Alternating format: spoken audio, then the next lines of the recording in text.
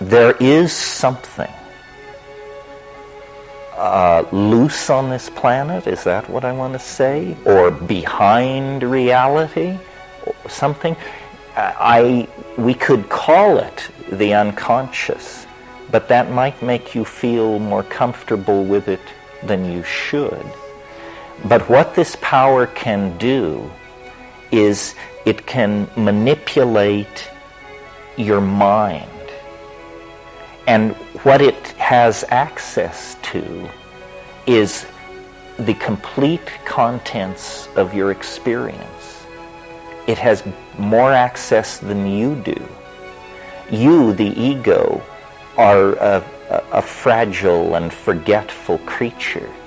This thing, every movie you've ever seen, every television show you've ever watched, every headline you've ever glanced at, every face you've ever noticed in a crowd, it has it all.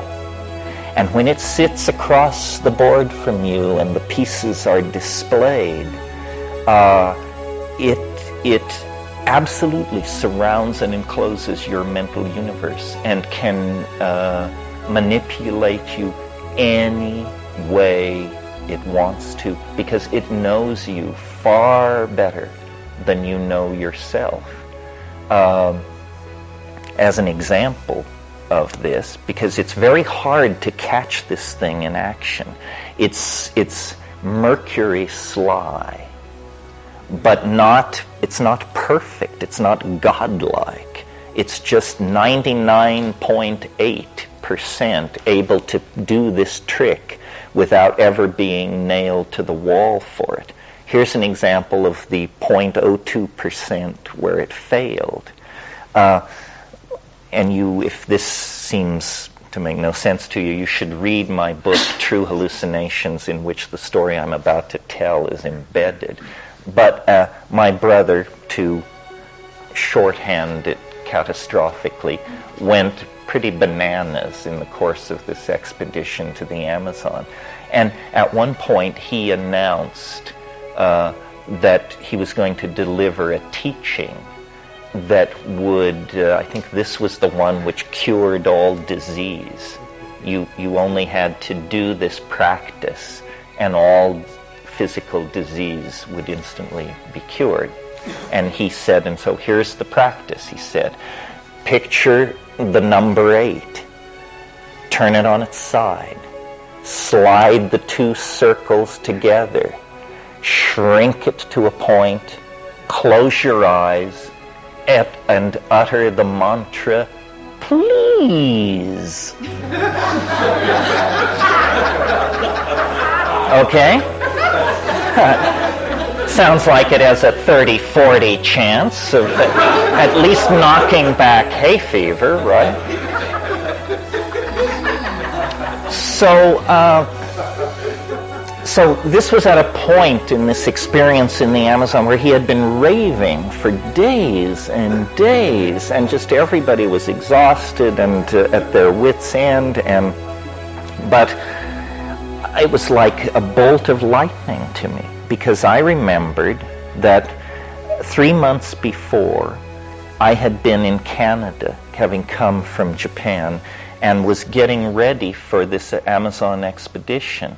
And one of the things that I thought I should take care of, since I'd been in Asia for a couple of years, was I needed a dental checkup. So I made an appointment with this Canadian dentist and went for this dental cleaning, and arrived to find a waiting room full of people and settled down to a tall stack of tattered and incredibly tatty magazines, among which was the Journal of the Canadian Education Society, something like the Parent-Teacher magazine, but for Canada.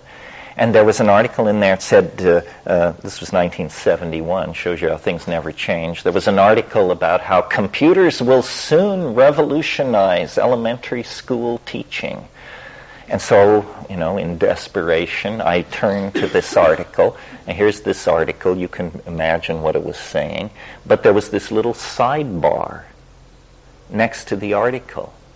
And it said, the schools of the future will be nothing like we have known. Children will learn in completely different ways. And then it said, imagine little Susie sitting down in front of a computer screen, visualizing the number 8, turning it on its side, sliding the two circles over each other, and shrinking it to a point in order to command an arithmetic operation or something like that. And it was like, nailed.